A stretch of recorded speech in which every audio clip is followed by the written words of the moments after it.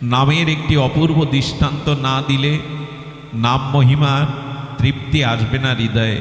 চলুন সেই উত্তর ভারতে এক বুড়িমা গোবর কুড়াতেন।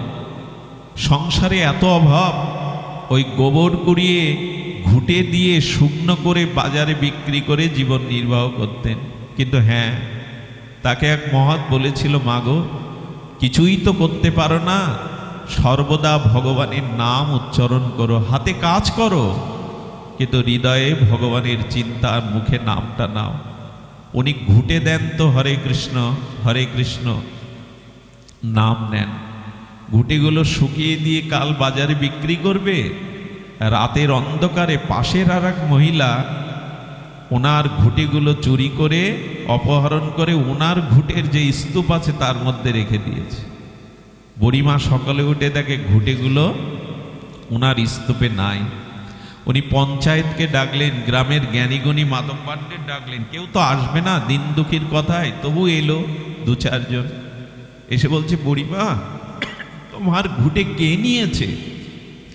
এটা তুমি প্রমাণ না করলে আমরা তো তোমার ঘুটে উদ্ধার করতে পারবো না। বাবা, ওই আমার জীবন, ওইটুকু দিয়েই তো রাধা মাধবের সেবা করি। তখন বলছেন, ওই যে ঘুটিগুলো দেখছেন ওর মধ্যেই আমার ঘুটে আছে। বলে এভাবে বললে তো আর হবে না, প্রমাণ দিতে হবে। যিনি ঘুটি চুরি করেছেন বলেন ঘুটে তো একই সাইজের, একই রকম। বলে ওনাকে প্রমাণ দিতে বলুন, মুখের কথা আমি শুনবো কেন? যখন সবাই চলে যাচ্ছে তখন নাম প্রভুর কাছে কেঁদে দিয়ে বুড়িমা বলছেন, হে নাম, আমি কি তোমাকে স্মরণ করতে করতে জপ করতে করতেই ঘুটে দিয়েছিলাম, তুমি নীরব থাকবে? তুমি কোনো ভূমিকা রাখবে না? আমার তো এইগুলিই সম্বল, তোমার সেবা, আর আমি বেঁচে আছি এই দিয়ে, তুমি কোনো ভূমিকা রাখবে না? বুড়িমা তখন বুকে সাহসে গিয়ে মাধববাদদের বলছেন, আমার প্রমাণ দেওয়ার আছে, আসুন এদিকে। বলে কি প্রমাণ দেবে তুমি? আমার ঘুটিগুলোর মধ্যে কান পাতলে তার থেকে হরিনাম ভেসে আসবে, তার মধ্যে হরিনাম আসবে। কেউ তাকে পাগলিনী ভাবলো, কেউ তাকে বললো যে ওনার স্মৃতিশক্তি ভালো নেই, ঘুটে থেকে নাম হয়। কি বলবো আপনাদের, মাতব্বরের মনে ওনার মুখ দেখে দয়া হলো।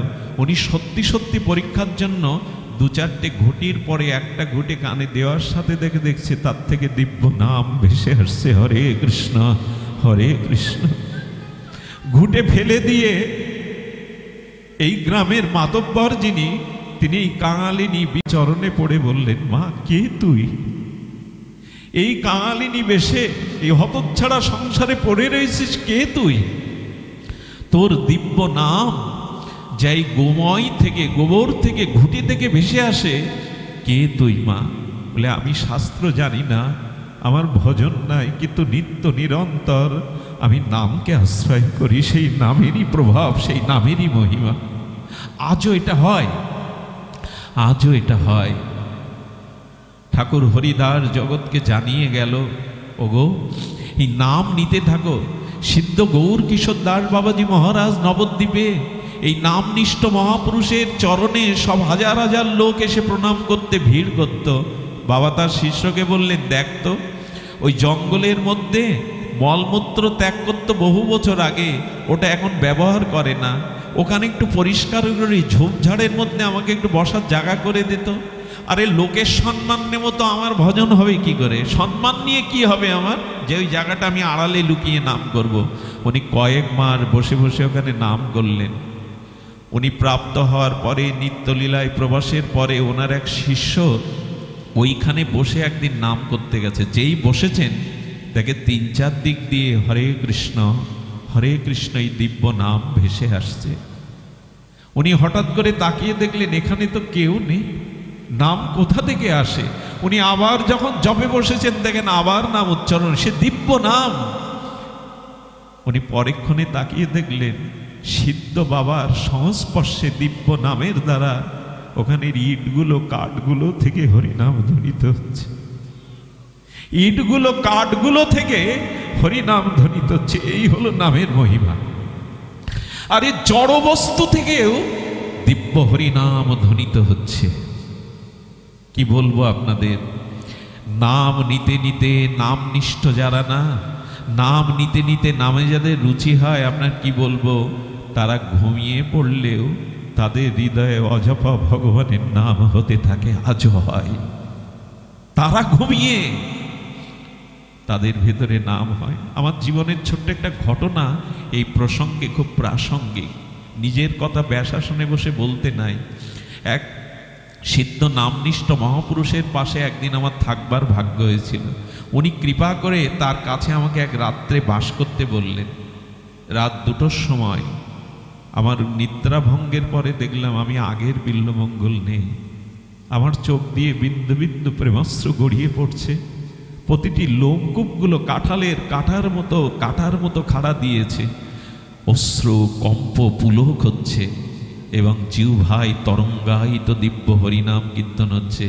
আমি ভাবলাম এটা তো আমার জীবনে কখনো হয়নি, আমি তো নামে রুচি নেই আমার। কিন্তু কেন হচ্ছে জানেন? কাউকে বিদ্যুৎ স্পৃষ্ট করলে, তাকে ধরলে যেমন তাকেও বিদ্যুৎ ধরে, আমার অজান্তে, ঘুমের অজান্তে আমার হাতটা ওই মহাপুরুষের বুকের উপরে পড়েছিল। উনি নাক ডাকিয়ে ঘুমাচ্ছেন, কিন্তু ওনার অঝাপা নাম প্রভাব আমার মতো জড় বস্তুকে অপরাধীরও ভেতরে নাম করিয়ে নিচ্ছে। আমি পরীক্ষা করবার জন্য হাতটা তুলে নিলাম, দেখলাম আগের বিল্বমঙ্গল, অশ্রুও নেই, প্রেমও নেই, জিহ্বা নামও নিচ্ছে না। সারা রাত ঘুমাতে পারিনি। তার চরণ প্রান্তে বলেছিলাম, তোমরা মানুষ নও, মানুষ রূপে তোমরা নাম নিষ্ঠ মহাপুরুষ। তোমাদের দ্বারাই এরূপ না হয় নিজে ঘুমাচ্ছেন।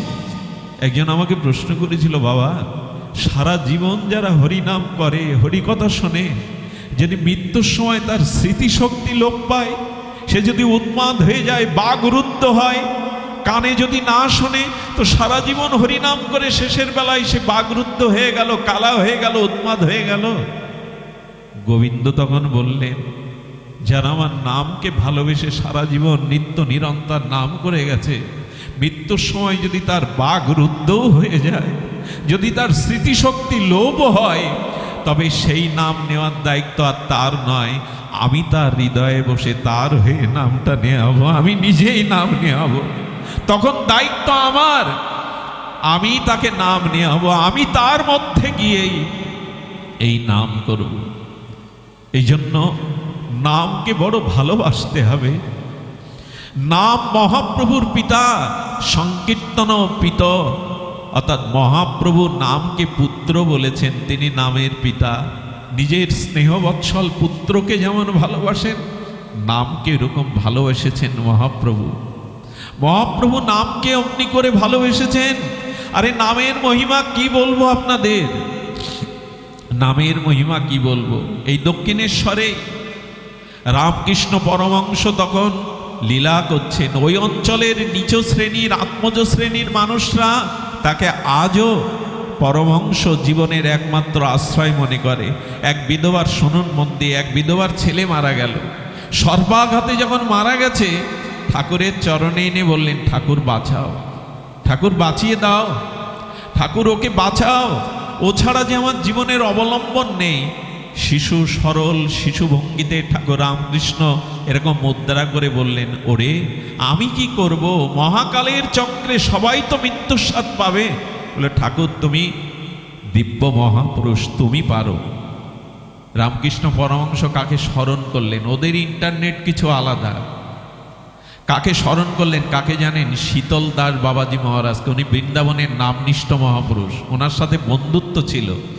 যেই স্মরণ করেছেন, কি করে যে ওরা আসে, বিমানে এলো কি কিসে এলো, হঠাৎ শীতল দাস বাবাজি এসে বললেন, ঠাকুর আমাকে ডেকেছ? বলে, হ্যাঁ, এই দেখো বিধবার একমাত্র অবলম্বন, বাঁচাও ওকে। বলে, ঠাকুর আপনি তো পারেন। বলে, আমি পারি বটে, তবে এটা তোমার কাজ, তুমি সর্বদা নামে থাকো, নাও ওকে বাঁচাও। ঠাকুর দাঁড়িয়ে পড়লেন। শীতলদাস বাবাজি নাম করছেন। আর কি বলবো আপনাদের, 200-250 বছর আগের ঘটনা মাত্র।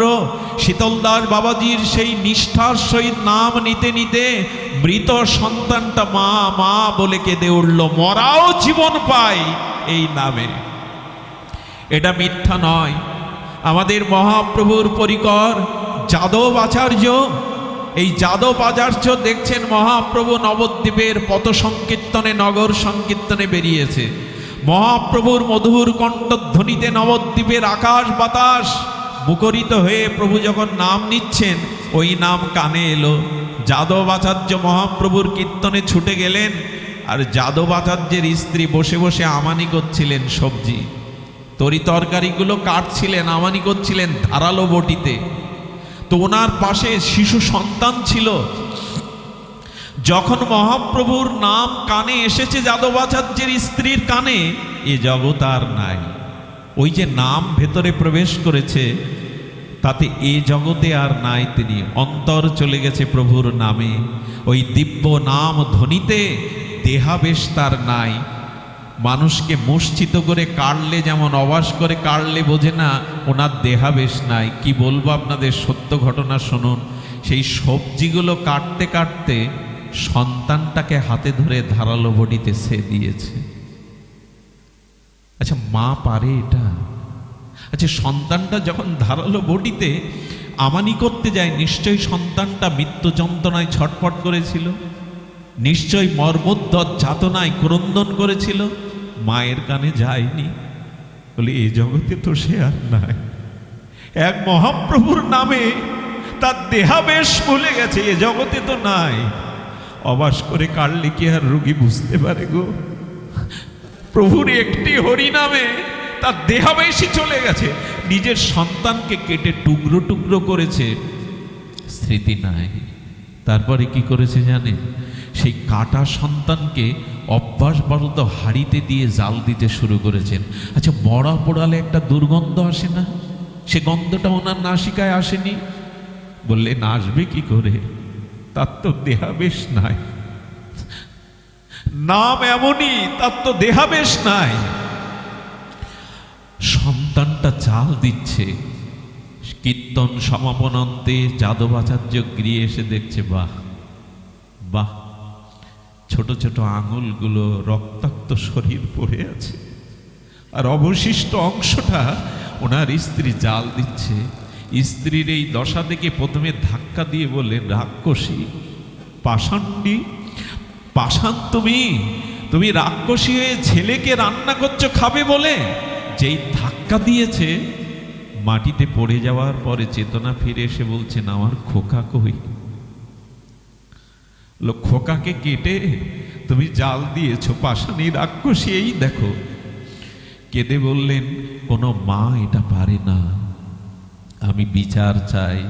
যাদবাচার্য অবলোক নয়নে তাকিয়ে বলছে, কার কাছে বিচার চাও? বিচার তো তোমাকে কাঠগড়ায় উঠতে হবে।